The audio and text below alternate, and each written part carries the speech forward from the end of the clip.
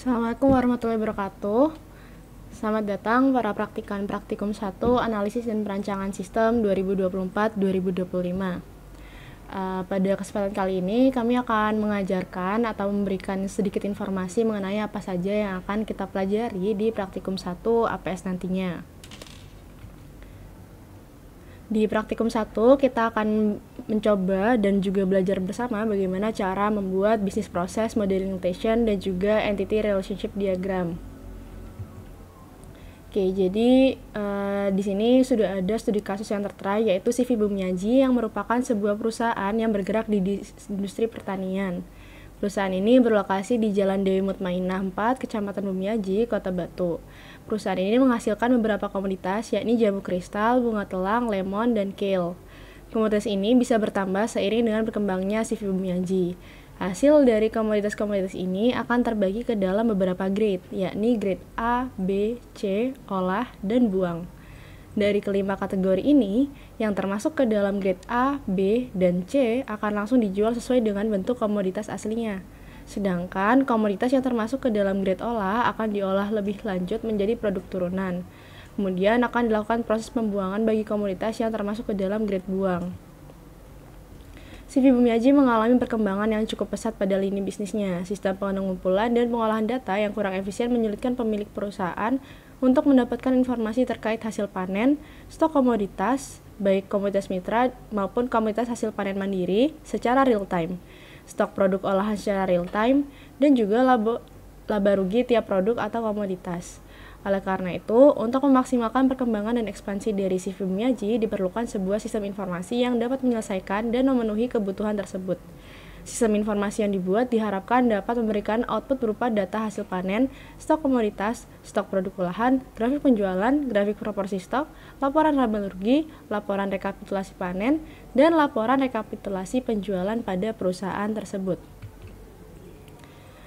Nah, selanjutnya kita akan mempelajari apa itu BPMN. Jadi, BPMN atau Business Process Modeling Notation adalah notasi grafis yang menggambarkan logika untuk menentukan proses bisnis dalam diagram bisnis proses. Nah, tujuan dari adanya BPMN ini sendiri adalah untuk menyediakan notasi standar yang dapat dipahami oleh pengguna bisnis sekaligus mewakili semantik proses yang kompleks untuk pengguna teknisnya.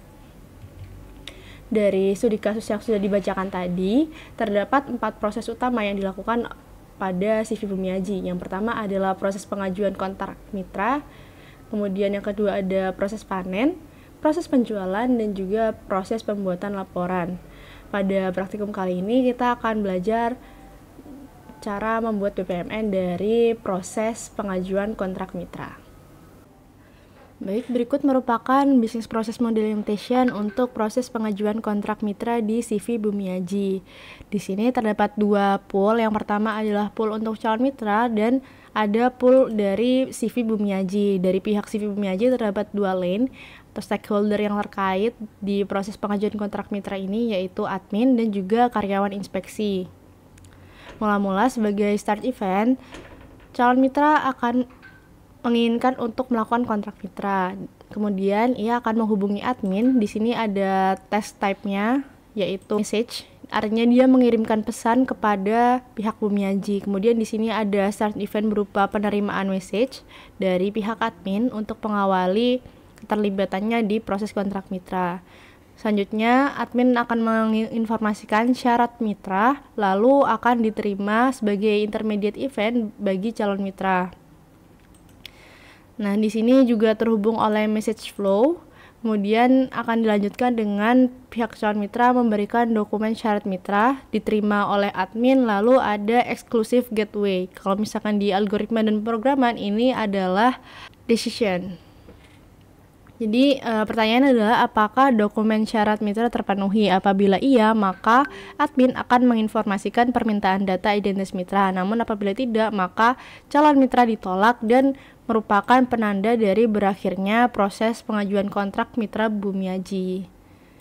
Nah, kembali lagi jika syarat mitra terpenuhi, maka admin akan menginformasikan permintaan data, kemudian calon mitra akan memberikan data identitas mitra, kemudian akan diterima juga oleh admin, lalu admin akan menghubungi karyawan inspeksi.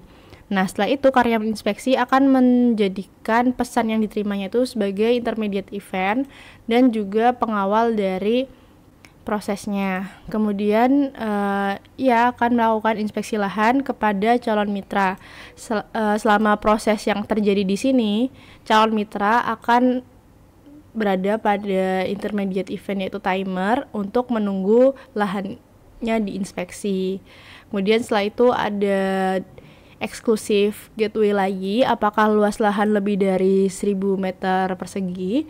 Jika iya, maka calon mitra akan menandatangani kontrak mitra. Namun jika tidak, maka calon mitra ditolak karena syarat dari mitra Bumiaji sendiri adalah memiliki luas lahan paling minimal 1000 meter persegi. Selanjutnya, ketika luas lahannya memenuhi dan juga mitra sudah menandatangani kontrak, maka mitra akan memberikan data kontrak mitranya kepada admin.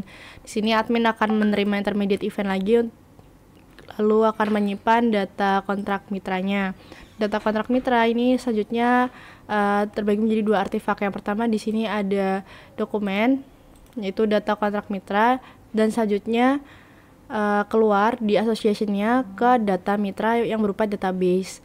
Nah, jadi setelah itu akan ada an event untuk proses pengajuan kontrak mitra CV Bumiaji. Nah, jadi di setiap lane yang ada di sini masing-masing memiliki an event-nya sendiri yang menjadikannya sebagai tanda berakhirnya keterlibatan entitas tersebut pada proses pengajuan kontrak mitra. Selanjutnya kita akan mulai untuk melakukan pembuatan BPN propose, lalu bisa langsung membangun drawing, create, ubah orientation-nya menjadi landscape, pilih desain, berikan grid, lalu teman-teman bisa langsung ke more shapes, flowchart, basic BPMN untuk menampilkan bentuk-bentuk yang akan digunakan di BPMN. Selanjutnya di sini kita bisa memberikan nama proses apa yang akan kita buat, yaitu proses pengajuan kontrak mitra di CV Bumiaji. Di sini untuk kotaknya sendiri bisa di-adjust baik dari font maupun style yang akan digunakan. Selanjutnya kita langsung aja ke search, lalu klik rectangle untuk memasukkan bentuk persegi. Nah, di sini persegi ini akan mewakili entitas ataupun stakeholder calon mitra CV Bumiaji, karena pada BPMN Propose yang kita perbaiki adalah bagian sistem dari CV Bumiaji, sehingga proses-proses yang ada di calon mitra tidak digunakan. Kemudian di sini bisa langsung ditambahkan pool atau lane-nya. Lalu ditumpuk saja untuk membuat suatu. Lalu di sini bisa langsung di-adjust aja untuk ukurannya.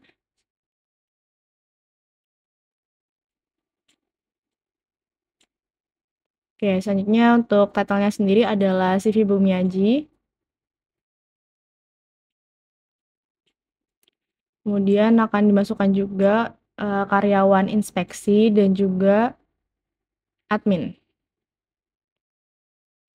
Kemudian teman-teman bisa langsung aja masukkan start event-nya. Di sini langsung klik kanan, lalu pilih yang message untuk menandakan bahwa aktivitas ini di-start dengan menerima pesan. Selanjutnya di sini ada task. Lalu teman-teman bisa pilih tanda silang di atas untuk memberikan titik yang nantinya akan kita tarik ke masing-masing bentuk. Nah, bisa menggunakan message flow karena yang kita gunakan di sini adalah message. Kemudian untuk menghubungkan antara start event dengan task selanjutnya bisa digunakan sequence flow. Di sini start event-nya adalah menerima pesan permintaan kontrak calon kontrak mitra. Dan bisa langsung diberikan sequence flow. Dan juga message flow ke atas, karena di task yang ini kita akan mengirim. Jadi kita pakai test type yang send, itu menginformasikan syarat mitra kepada calon mitra. Selanjutnya dilanjutkan dengan intermediate event. Di sini intermediate-nya adalah menerima dokumen syarat mitra. Bisa dihubungkan saja dengan sequence flow. Teman-teman bisa ulangi langkah untuk membuat titik di bagian kotak calon mitra untuk dihubungkan menggunakan message flow.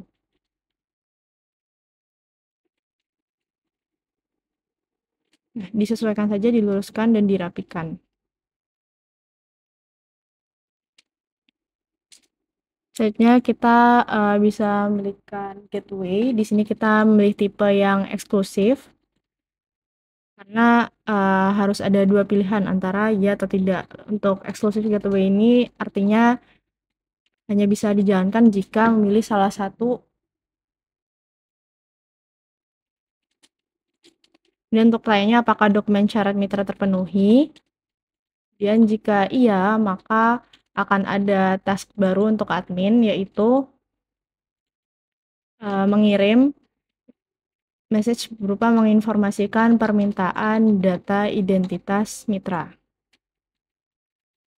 Di sini bisa dihubungkan dengan pilihan ya. Artinya dokumen syarat mitra telah terpenuhi. Ya, juga dibuat lagi titik merah untuk menghubungkan message flow-nya. Dilanjutkan dengan intermediate event. Di sini intermediate event-nya adalah menerima data identitas mitra.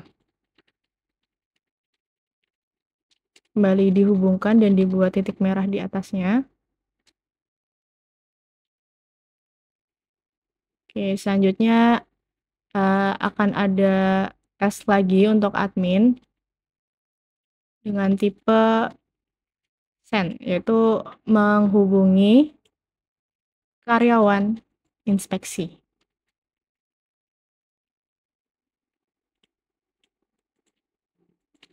Nah, di sini karyawan inspeksi yang dihubungi akan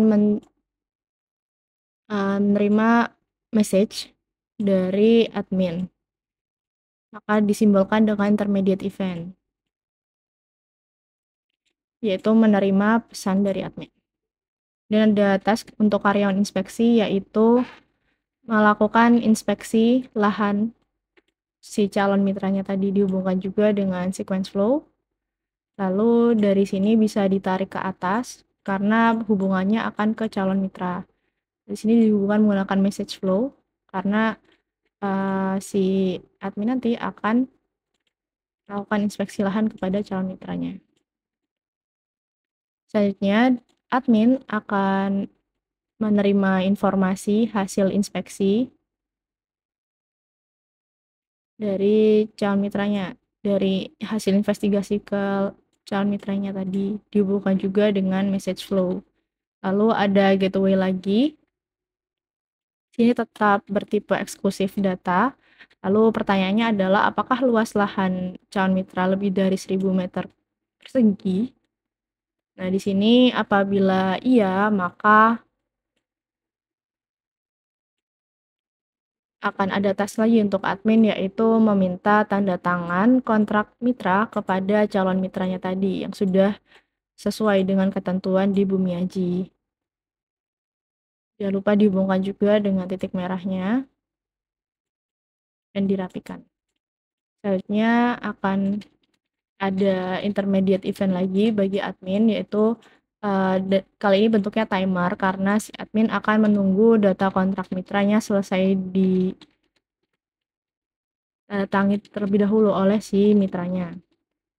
Kemudian akan ada intermediate event lagi, yaitu admin menerima data kontrak mitra yang dihubungkan dengan message flow dari calon mitra ke admin. Setelah itu akan ada tes terakhir di sini, yaitu admin akan menyimpan data kontrak mitra.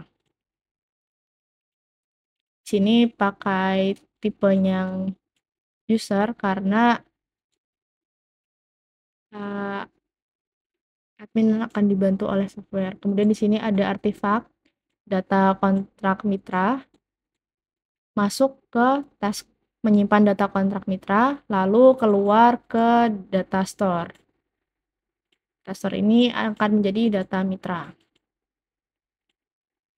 Dapat dihubungkan juga dari task menyimpan data kontrak mitra ke data store-nya. Dan terakhir di sini ada end event. Ini yang akan terjadi apabila seluruh calon mitra memenuhi seluruh persyaratan di Bumiaji. Namun apabila tidak, kita bisa kembali ke gateway tadi. Pilihan tidak, maka proses penandakan kontrak mitra akan otomatis berhenti. Kemudian juga jangan lupa menambahkan end event untuk masing-masing pool dan lane.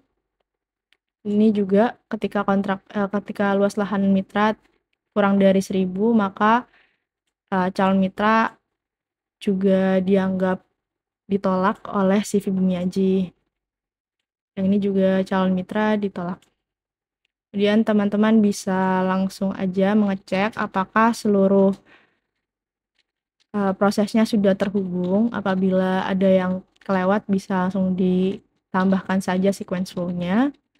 Oke, baik. Jadi ini adalah BPMN propose dari proses pengajuan kontrak mitra di CV Bumiaji. Baik, selanjutnya itu adalah terkait ERD. Jadi pengertian dari ERD atau Entity Relationship Diagram itu adalah gambar yang menunjukkan informasi dibuat, disimpan, dan digunakan dalam sistem bisnis. Oke, selanjutnya kalian akan mempelajari terkait pembuatan ERD. Jadi di sini teman-teman akan belajar step by step terkait pembuatan ERD tersebut. Pertama, kita harus mengidentifikasi user dari sistem informasi kita. Jadi ada 6 aspek yang harus kita jawab di sini. Yang pertama ada sistem owner. Jadi sistem owner ini itu adalah top management dari sistem yang kita amati. Karena sistem yang kita amati adalah CV Bumiaji, maka top managementnya itu adalah owner dari CV Bumiaji tersebut. Kemudian internal system user itu adalah pengguna dari sistem informasi kita, tapi di bagian sistem CV Bumiajinya. Berarti ada owner, admin, dan karyawan CV Bumiaji. Kemudian kalau external system user itu adalah pengguna sistem informasi atau yang berdampak terhadap sistem informasi tersebut di eksternal CV Bumiaji tersebut, yaitu ada pasar dan mitra. Kemudian untuk sistem designer itu adalah si pembuat atau perancang sistem informasi tersebut, yaitu asisten losik. Kemudian sistem builder ini tugasnya itu adalah untuk membangun apa yang sudah dirancang oleh sistem designer, yaitu asisten losik sendiri. Kemudian sistem analis itu adalah seorang yang menyeimbangkan gap antara technical details, yaitu sistem builder, dengan non-technical details, yaitu sistem designer, yaitu asisten losik sendiri. Oke, setelah user identification, maka teman-teman akan melanjutkan ke tahap analisis species, di mana analisis species ini itu mencakup permasalahan-permasalahan yang ada di kondisi existing, ya. Di sini species, P-nya itulah performance, kemudian information, economic, controlling, efisiensi, dan service. Teman-teman perlu mentabulasi setiap permasalahan yang ada di kondisi existing. Sebagai contoh, di performance, teman-teman bisa lihat di bagian throughput dan response time-nya. Di bagian throughput, ini bersifat kuantitatif. Jadi, perlu ada data terkait berapa banyak usaha yang diperlukan dalam melakukan suatu dalam rentang waktu tertentu. Misal di sini ada 4 orang dengan job desk yang sama dalam melakukan pencatatan. Kemudian response time itu diartikan sebagai waktu delay antara request dan hasil dari request tersebut. Contohnya di sini diperlukan waktu 1 minggu untuk melihat rekap hasil panen dan data penjualan. Atau pembuatan laporan keuangan memakan waktu hingga 4 jam. Kemudian di aspek informasi ada 3 bagian gitu ya, output, input, dan juga stored data. Kalau output itu terkait dengan informasinya.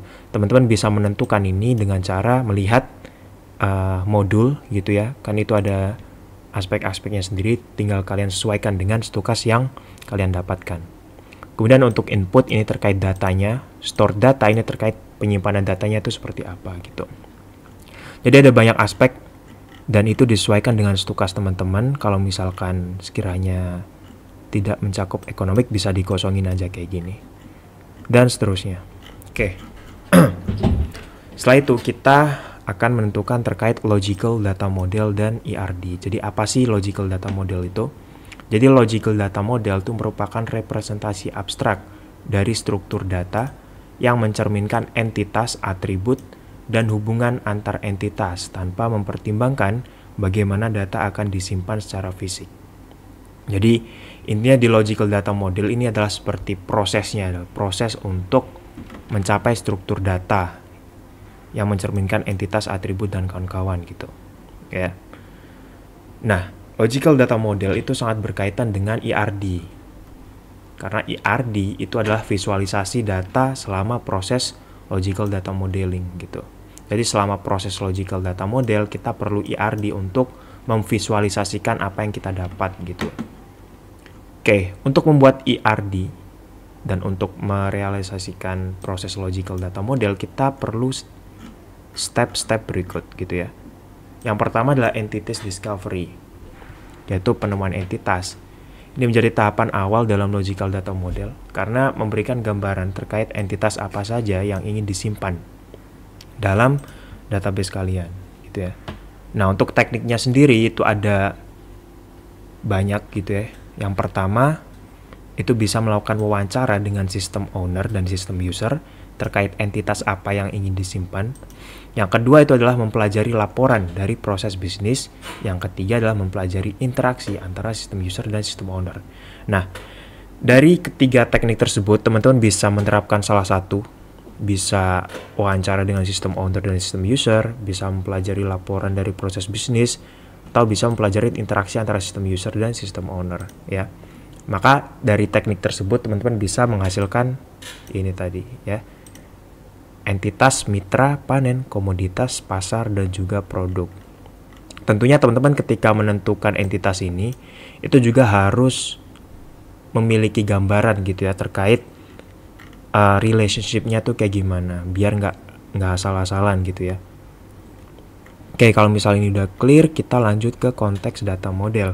Jadi kalau di konteks data model, di tahapan kedua, ya, kalau tadi kita udah menentukan entitas, nah kalau di konteks data model kita menentukan relationship-nya kayak gimana, ya. Nah, kita akan belajar bagaimana menentukan relationship dan juga sedikit kardinalitas di sini gitu ya. Oke. Mitra dan panen gitu ya. Mitra melakukan panen dalam proses bisnis yang sudah kita pelajari sebelumnya. Mitra itu melakukan panen. Nah, kenapa dia one to many? Untuk teknik menentukan relationship one to many sendiri, teman-teman harus menjawab dua pertanyaan gitu ya. Ketika kalian ingin menentukan entitas, menentukan kardinalitas di bagian panen ini, kalian harus menjawab pertanyaan yaitu berapa sih jumlah maksimum panen yang dimiliki oleh satu mitra? Tentunya jawabannya adalah banyak. Maka dari itu kita menuliskan di sini dia sebagai many. Artinya satu mitra itu bisa memiliki banyak panen. Nah, kemudian untuk hubungan di sininya ya gitu. Berapa jumlah maksimum mitra yang dimiliki oleh satu panen? Dalam satu panen itu hanya dimiliki oleh satu mitra aja. Kenapa? Karena di entitas data panen itu hanya nge-record satu mitra. Makanya gitu one to many. Oke. Sekarang kita coba di nomor 2. Hubungan antara panen dan juga komoditas. Panen itu menghasilkan komoditas. Nah, seperti pertanyaan yang tadi, kita harus menjawab dua pertanyaan tadi gitu ya untuk menentukan relationship ini. Berapa jumlah maksimum komoditas yang dimiliki oleh satu panen? Satu panen itu bisa banyak komoditas, ya kan? Maka di sini kita letakkan dia sebagai many. Kemudian kita menentukan ini bagaimana caranya seperti kayak tadi, berapa jumlah maksimum panen yang dimiliki oleh satu komoditas? Jawabannya adalah many. Kenapa? Karena satu komoditas itu bisa ada di banyak panen. Maka hubungannya adalah many to many. Dan seterusnya di nomor 3, 4, dan 5 gitu ya. Oke, selanjutnya untuk poin ketiga yaitu key based data model.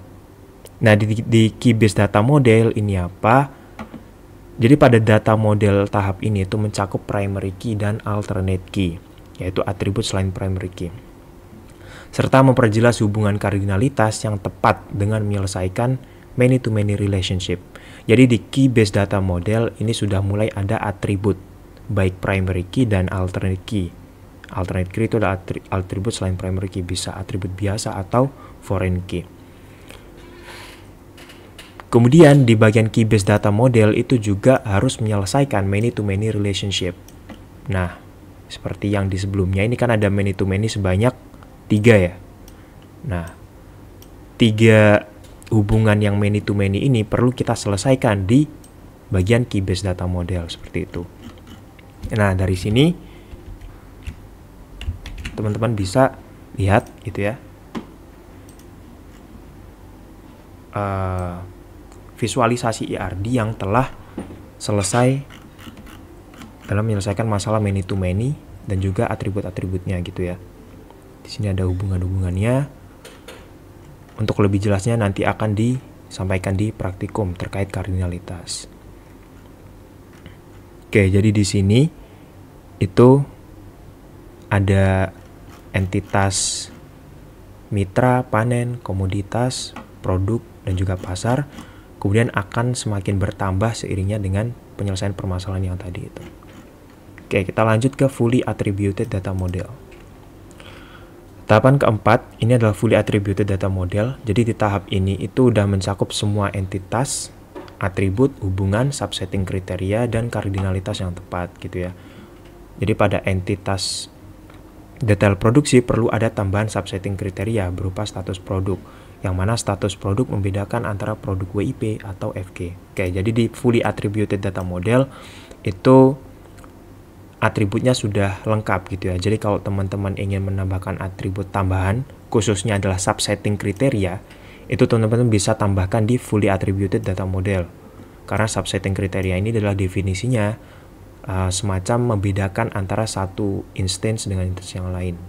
Jadi semacam ada entitas bernama customer gitu ya.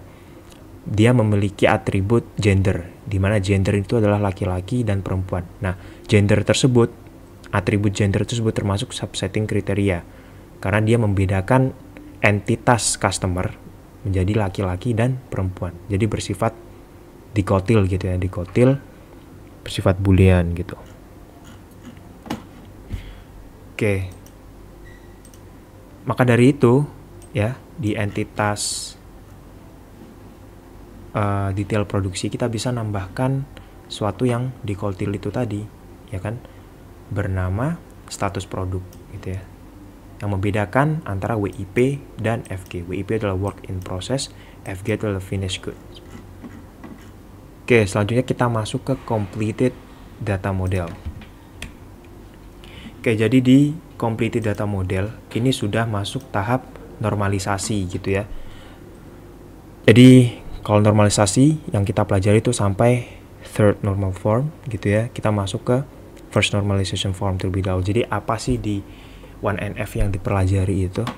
Jadi 1NF itu adalah proses untuk menyelesaikan masalah di mana dalam satu nilai, dalam satu entitas itu tidak ada nilai yang berulang.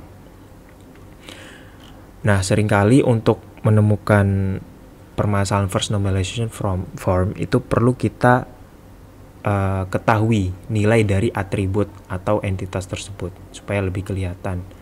Nah, karena di IRD ini sudah normal gitu ya pada tahapan pertama, maka kita tidak perlu mengganti IRD yang sebelumnya. Jadi kita samakan dengan yang sebelumnya ini. Oke. Nah, kemudian untuk second normalization form itu syaratnya ada 2 ya. Yang pertama adalah harus melewati 1 NF. Yang kedua, tidak diperkenankan adanya partial dependency. Nah, apa sih partial dependency itu? Jadi partial dependency itu terjadi ketika atribut yang bukan kunci bergantung secara fungsional terhadap primary key, sehingga diperlukan pembuatan entitas dan relasi baru. Jadi partial dependency itu dia seperti tidak bergantung terhadap primary key utamanya, tapi bergantung terhadap foreign key gitu loh. Nah, misal di sini adalah pada entitas detail penjualan terdapat atribut harga jual komoditas yang bergantung secara parsial dengan ID komoditas.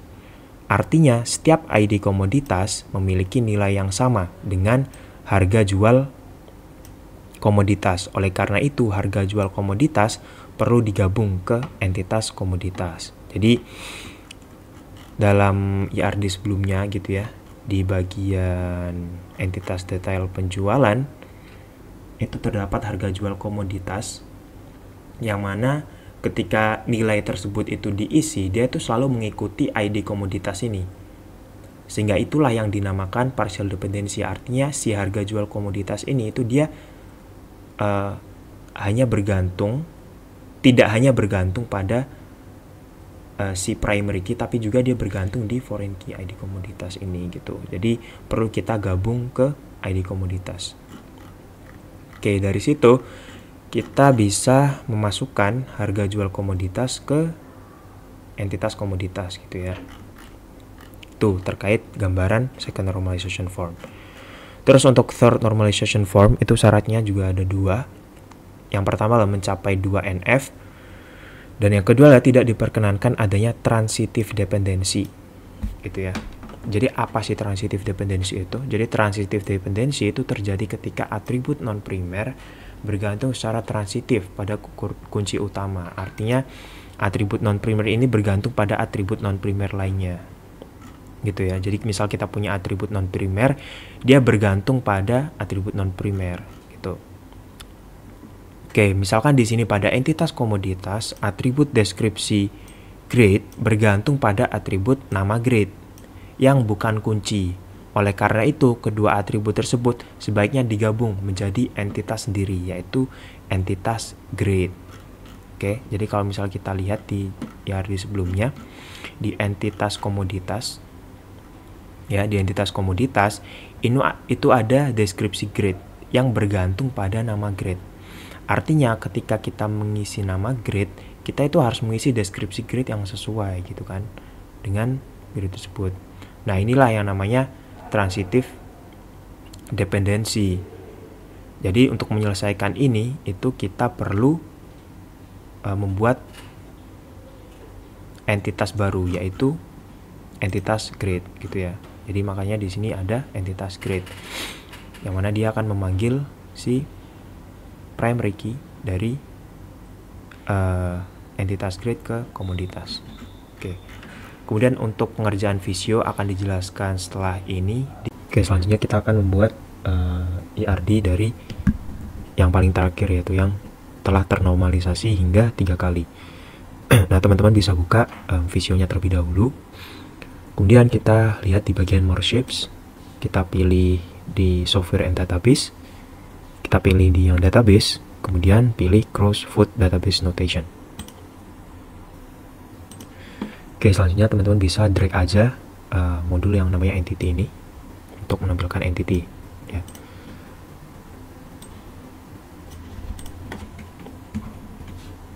Oke, kita akan coba membuat terkait entity name-nya di sini, yaitu mitra. Kemudian atribut name-nya adalah ID mitra.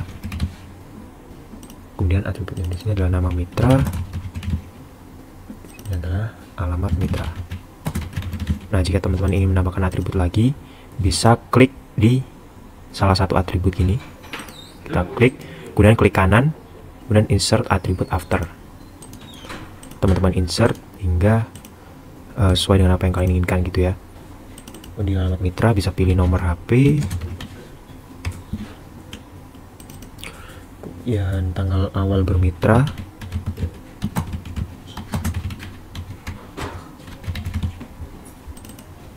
durasi kontrak,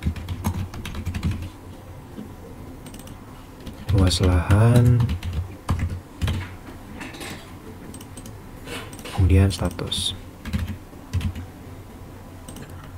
Nah, kemudian di entity yang berikutnya itu ada panen mitra. Nah, di atribut name itu ada ID panen mitra. di panel mitra ini akan menyimpan foreign key ID mitra. Teman bisa klik di sini, kemudian klik kanan, teman-teman set foreign key. Kemudian di sini bisa tulis tanggal panen. Oke, selanjutnya bisa misalkan lagi di sini itu detail panen mitra.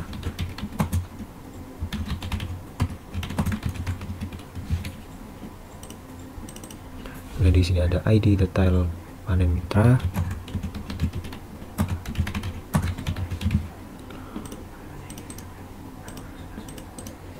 Dan jika pengen nambah atribut bisa dilakukan kayak tadi gitu ya. Foreign key. Di sini kita tulis ID panen mitra.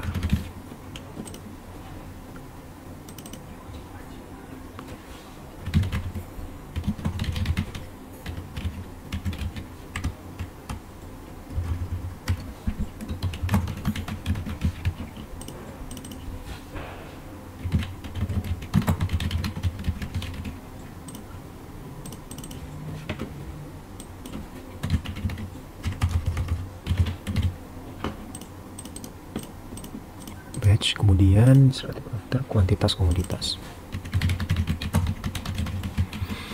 Nah, kemudian untuk membuat relationship, teman-teman bisa pilih modul relationship di sini, kemudian teman-teman drag aja, kemudian pilih hubungan di sini yaitu ID mitra dengan ID mitra di entitas mitra dan panen mitra di sini ya. Teman-teman bisa hubungkan ini ke sini biar lebih bagus. Oke, selanjutnya untuk relationshipnya sendiri seperti penjelasan sebelumnya gitu ya. Ketika kita ingin menentukan kardinalitas di bagian kanan, kita harus menjawab setidaknya beberapa pertanyaan tadi gitu ya. Ini untuk mengatur end symbol di sini, maka kalian bisa pilih set end symbol, kemudian kalian bisa pilih 0 or more. Kemudian untuk begin symbol, teman-teman bisa pilih one and only one. Artinya hubungan dari mitra dan panen mitra itu adalah one to many ya, seperti penjelasan video sebelumnya. Nah, kemudian untuk ID komoditas nih foreign key, dan teman-teman bisa bikin relationshipnya juga di sini. Bisa taruh di sini, kemudian di panen mitra di sini. Oke. Kemudian untuk hubungannya antara panen mitra dan detail panen mitra itu adalah one to many gitu ya. Artinya untuk set begin symbol kita pilih one and only one, untuk end symbol kita pilih one or more ya. Artinya satu panen mitra itu bisa memiliki banyak detail panen mitra. Ini adalah bentuk penyelesaian dari hubungan kardinalitas many to many antara panen mitra dengan komoditas yang ada di sini gitu ya. Jadi nanti teman-teman bisa teruskan sebagai bahan latihan. Di sini ada entitas komoditas, kemudian ini ada ID komoditas gitu ya. Kemudian dihubungkan gitu aja antara ID komoditas. Nah, ya. Jadi hubungan many to many sebelumnya panen mitra dan komoditas itu dapat diselesaikan dengan menambahkan detail panen mitra yang ada di tengahnya ini gitu ya. Nah, untuk kardinalitas dari detail panen mitra dan komoditas bisa kita tentukan di sini. Detail panen mitra ke komoditas adalah one to one sudah benar. Kemudian untuk yang begin symbol kita pilih one or more gitu ya. Oke. Nah, jadi teman-teman bisa teruskan pengerjaan ini hingga didapatkan kondisi seperti ini gitu ya, dimana kardinalitas sudah terhubung semuanya antar entitas. Jadi itu saja yang dapat saya sampaikan. Semoga bermanfaat sebagai bahan pembelajaran untuk praktikum nantinya. Terima kasih. Wassalamualaikum warahmatullahi wabarakatuh.